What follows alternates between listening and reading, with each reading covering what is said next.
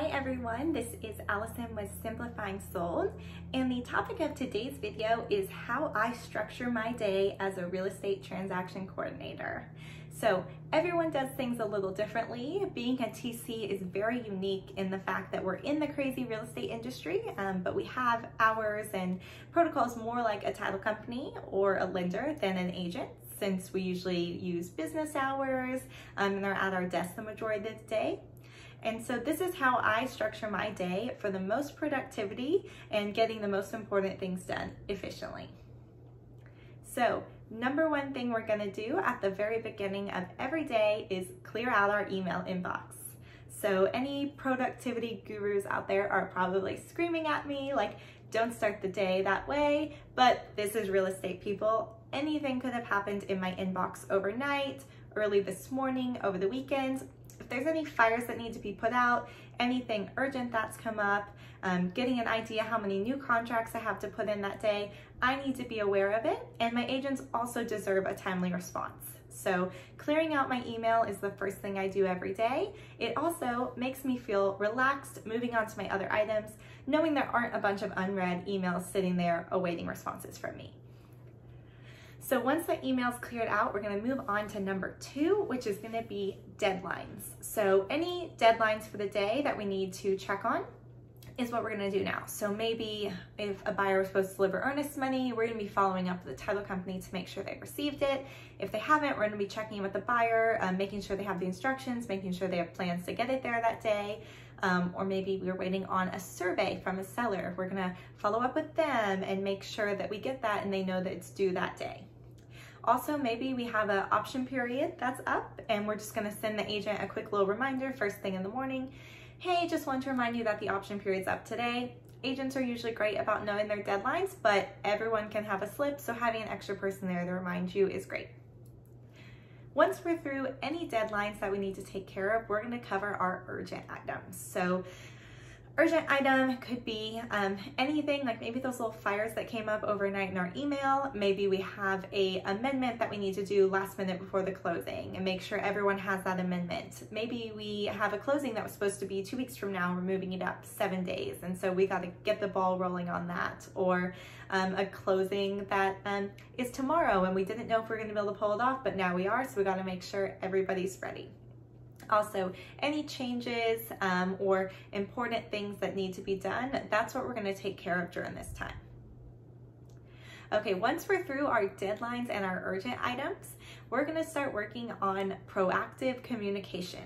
So what I mean by this is anything that I need a response from someone else on. So maybe I have on my list to check on 10 appraisals. I'm going to send emails, calls, texts, whatever I need to do, checking on all those appraisals. And then hopefully I'll get responses later in the day. So like if anything can be done during this time, appraisals, maybe I'm checking on the survey, maybe I'm distributing something to someone, maybe I need a response on scheduling a closing, anything that you need an answer from someone else, which is very common in real estate, we're gonna work on that now.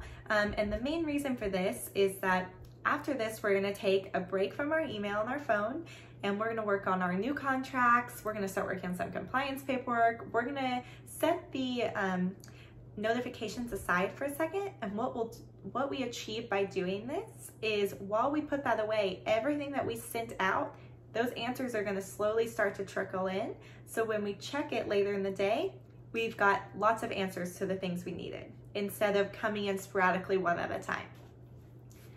So once I've sent out any proactive communication I have, this is when I'm going to start working on my new contracts. So I'm going to start inputting the contracts, getting initial communication out. I'm going to start working them in the order that they came in and getting those set up so everyone can get started. And once all the new contracts are handled, depending on how long that took, I may want to go back and revisit my emails and my messages again. And so checking text, calls, returning emails. And like I said, you'll probably notice you've gotten a lot of responses to things you needed. Maybe of those 10 appraisals, now I have answers on 5 that I can check off my list. So it really helps you knock through your to-do list in a time blocking sort of way while getting the most important things done first. So maybe I went back to my emails, or maybe I took a little lunch break and then I went back to my emails and my messages. But once your emails from the morning have been filed away, now we're gonna do a little bit of deep work time. So during this time, I like to review files, review contracts for missing information or accuracy. Maybe we are submitting contracts to a brokerage compliance system. Things that I call non-contact tasks. So anything where I don't need to reach out to another party immediately, and I can do it myself. So a little bit of quieter time while we continue to let those emails trickle in. And so after this, I'm probably, like I said, if it only takes you 10 minutes because you're new and you have one contract, you may not need to go back to your emails yet. But if you blocked off like a solid 2 hours, we're probably going to want to go back to our messages again just to make sure everyone's getting timely responses. We know if anything new has come in, etc. But after that, we're usually in later afternoon time, and I like to call this my flex time. So anything that's come up throughout the day, maybe, like I said, there's emails that stuff needs to be distributed, or maybe we had a price change and so we're gonna need to alert everyone. Maybe we need a new CDA. Maybe there's another new contract that came in after the morning session, and we need to get that one out before the end of the day. Or maybe there's more follow-up that's needed. Anything that's kind of left on your list that didn't fit into those earlier categories, that's what I usually include in this flex time. Also, like I said, if you were a newer TC, this could be a great time. Maybe you don't have as much to do. You're gonna get a head start on tomorrow, and you're gonna feel super productive and confident going into the next day because you already got started on it.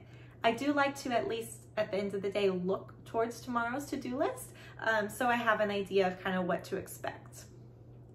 And so during this time, you can do whatever you need. It's great because, like I said, this is real estate people. Lots of things are bound to come up. So by making sure you got the most important things done first in the morning, if you have some fires to put out or a bunch of stuff comes in at the end of the day, you don't have to worry that you still have more tasks to do on your to-do list because you've gotten those taken care of, and in the afternoon, you're ready to roll with the punches. I hope you found this insightful on how I schedule my day as a TC, and I will link my blog below. I'll go into a little more detail about how I structure my day, and if you like this kind of content, I hope you will like this video and subscribe to my channel. Thanks everyone.